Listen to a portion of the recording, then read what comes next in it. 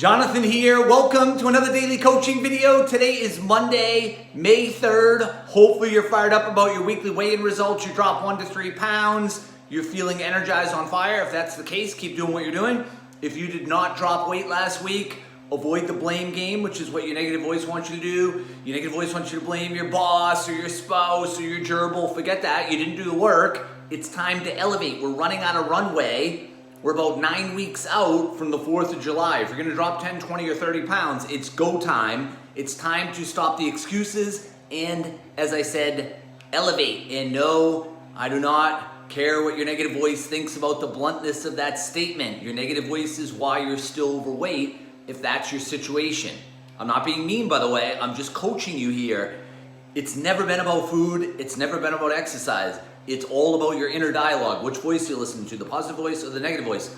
Your negative voice will guide you to mediocrity, will guide you to still for years and then decades talking about your weight loss. It's time to empower the positive voice, step up, step in, do the work, elevate our score, and drop those 10 to 30 pounds that you deserve pre-summer. As usual on Mondays, we nail an interval workout. There's, I think, 5 coaches streaming live today.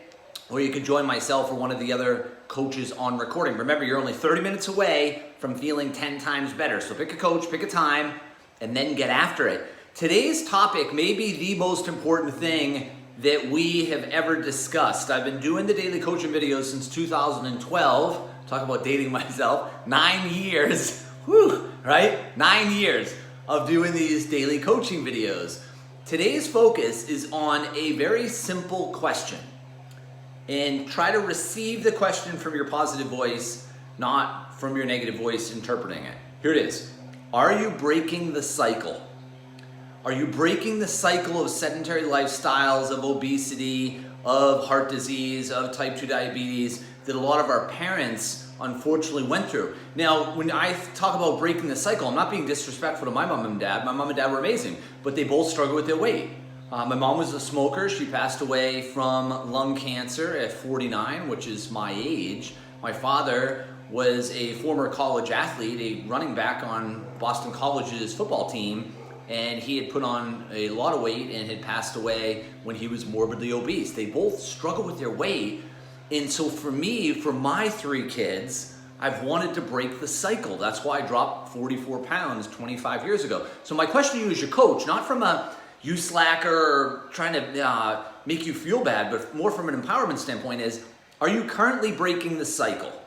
And by the way, it's the best way to honor your parents, whether they're still with you, hopefully they are, or if they've passed. It's not disrespectful to say you're breaking the cycle. The reason my parents struggled, and maybe why your parents do or have struggled, is a lack of tools. It was never willpower. It was never, oh my gosh, what's wrong with them? It's just a simple thing.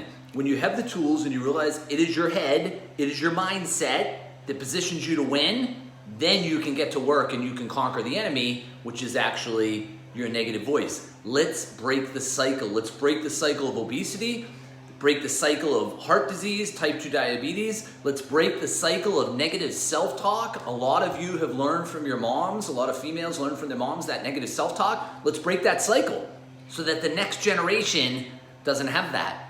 They just have an energized, on fire, healthy, active mom or dad that has successfully broken the cycle. This may be the best gift you ever give your children. Think of that. Think how hard we work to support, love, nurture our kids. This is probably the most important thing you can do, not only for your children, but for multiple generations moving forward. All right, nail your Monday intervals, stay on top of the win tomorrow checklist tonight, and I will see you on Tuesday morning.